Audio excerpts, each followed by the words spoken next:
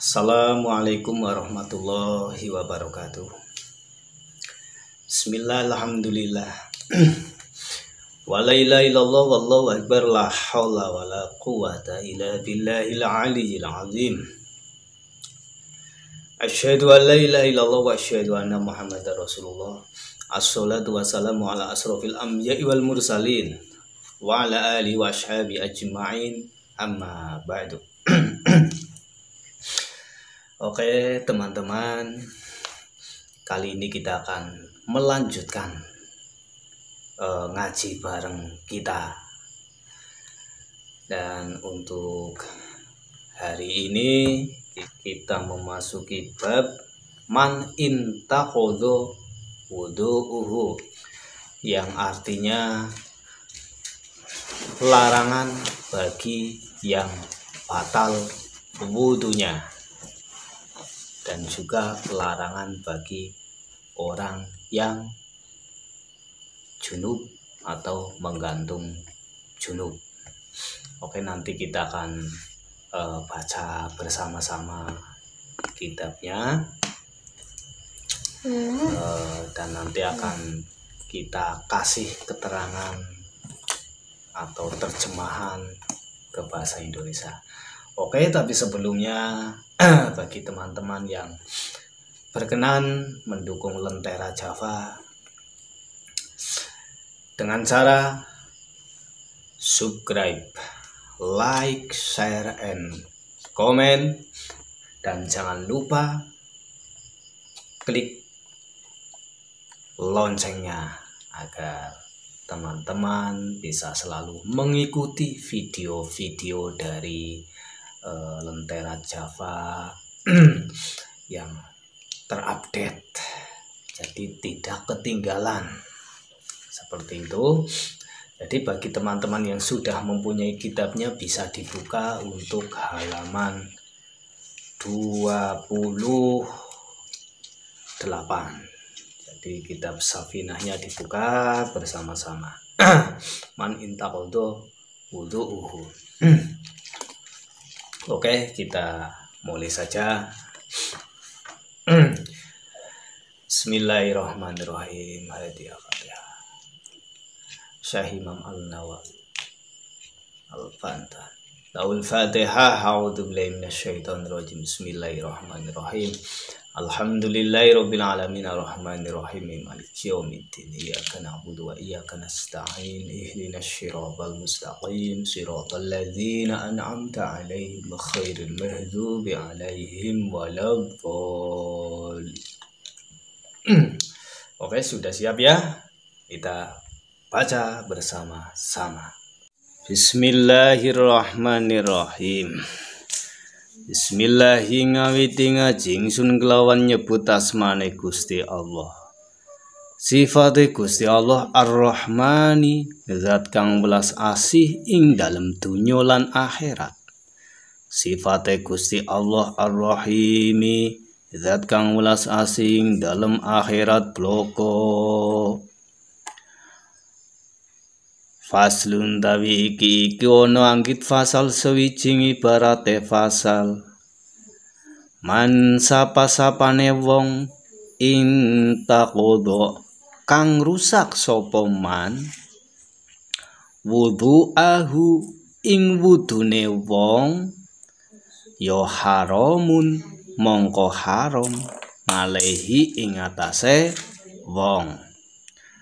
Apa sing haram? Arba'atu asya'a, papat piro-piro perkara. Endi rupane papat? As-sholatu, sewijine haram salat.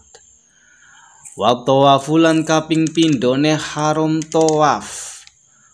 Wa mashul mushafi, lan kaping telune haram ngepok mushaf. Wa hamluhu, lan kaping papate haram nggawa mushaf. Wa yahrumu, lan haram alal junubi ngatasé wong kang gantung junub. Apa sitatu asya'a, 6 piro-piro perkara. Dirupane nenem as-sholatu sewijine haram salat. Wa tawafulan haram tawaf. Wa masul mushafi lan kaping telune haram ngepok mushaf. Wa hamluhu lan kaping papate haram nggawa mushaf. Wal lubsulan kaping limone haram meneng fil masjidi ing dalem masjid. Wa qiraatul qur'ani lan kaping eneme haram maca Qur'an. Wa yahrumulan haram bil haidi sebab haid apa asyaratu asya'a 10 piro-piro perkara. Dirupane 10 as-sholatu sewijine haram salat.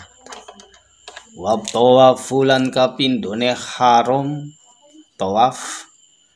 Wa masul mushafi lan kaping telune haram ngepok mushaf.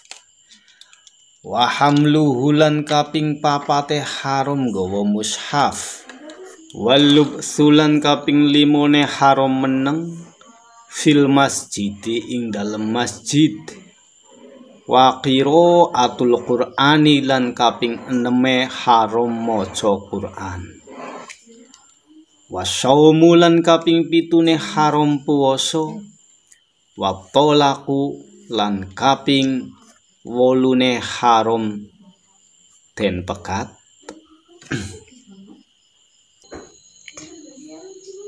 Wal mururu lan kaping 9 haram liwat fil masjidi ing dalem masjid. In khofat lamun wedi sapa wadon talwisahu ing tumetese getih.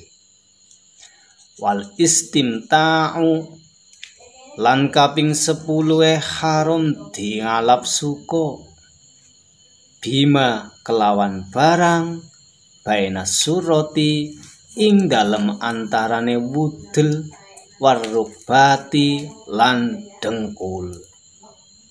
Larangan bagi yang tidak mempunyai wudu atau tidak berwudu ada 4. Yang pertama itu dilarang sholat atau haram melakukan sholat. Semua yang dinamakan sholat tidak boleh dilakukan.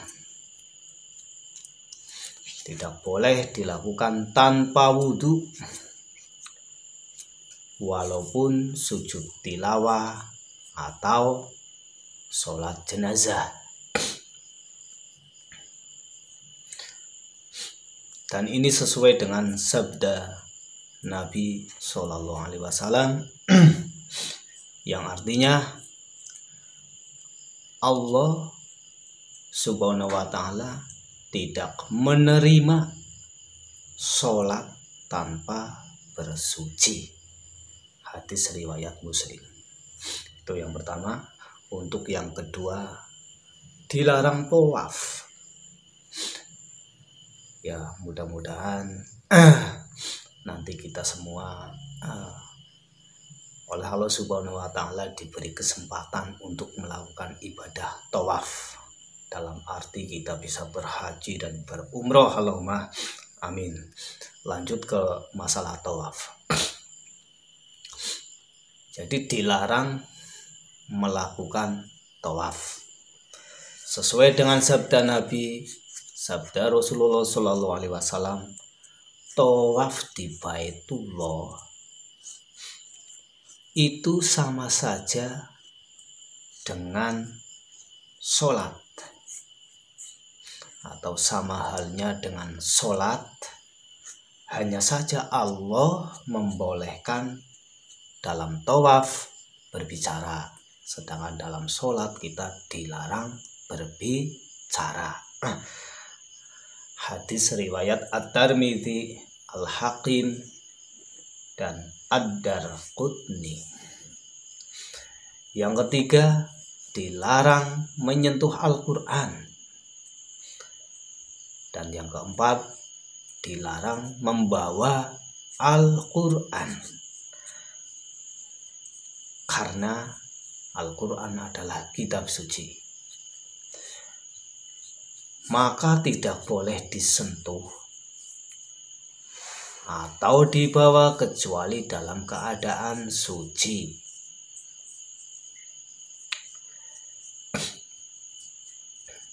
Dibolehkan membawa atau menyentuh Al-Quran tanpa wudhu berupa barang atau tafsir atau terjemahan yang kalimatnya lebih banyak daripada isi dari Al-Quran tersebut.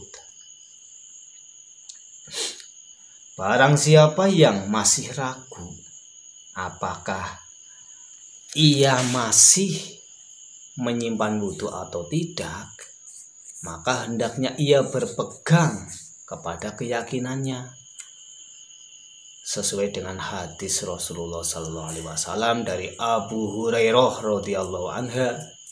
Ia berkata, telah bersabda Rasulullah SAW, apabila seseorang dari kalian merasa sesuatu di dalam perutnya, yaitu ragu-ragu apakah keluar darinya sesuatu atau tidak, maka janganlah ia keluar dari masjid dalam kurung untuk berwudu hingga ia dengar suara atau ia merasakan angin atau bau kentut.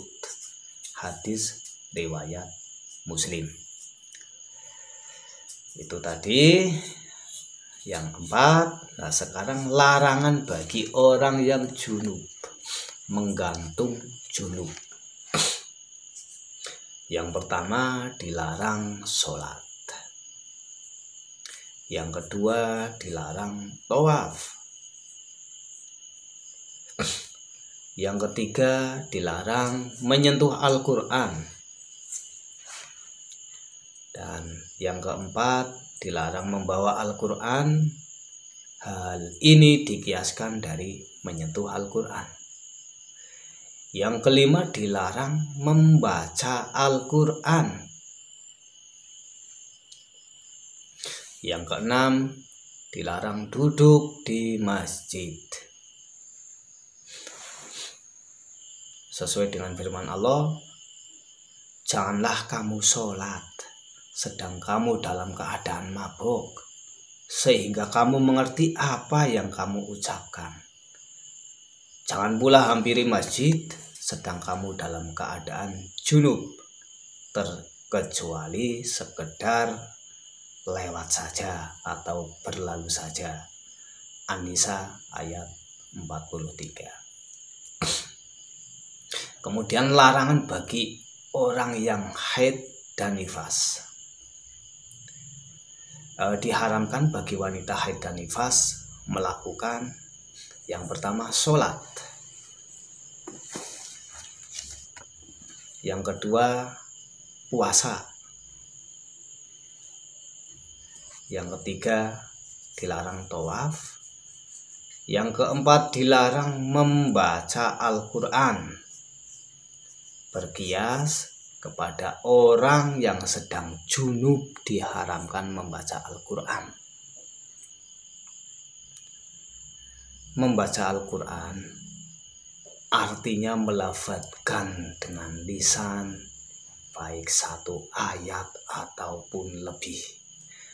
Dengan demikian perempuan yang haid diperbolehkan mengingat ayat-ayat Al-Quran di dalam hati dengan tanpa melafadzkannya dengan lisan. Ia juga diperbolehkan melihat fisik Al-Quran.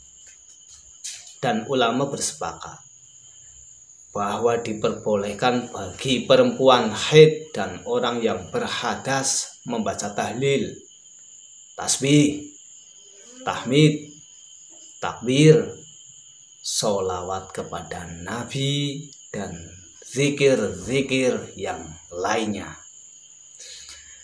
Yang kelima, dilarang menyentuh Al-Quran ataupun membawanya. Karena ia adalah kitab suci, maka tidak boleh disentuh atau dibawa kecuali dalam keadaan suci.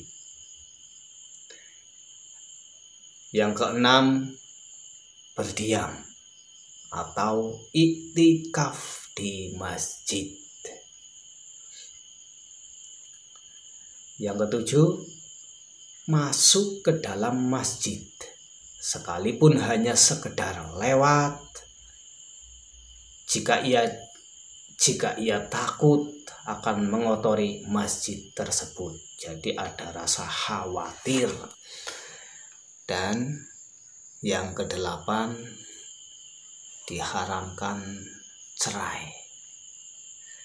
Karena itu dilarang suami menceraikan istrinya dalam keadaan haid. Yang kesembilan, dilarang bersetubuh. Dan yang kesepuluh, dilarang menikmati dengan membuka antara lutut dan pusar, dalam arti tanpa busana. Oke, demikian keterangan tentang man intaqadha wudu'uhu dan larangan bagi orang yang junub, haid, dan nifas. Semoga bermanfaat. Apabila ada kekurangan dan kelebihan dalam keterangan tersebut, mohon maaf yang sebesar-besarnya.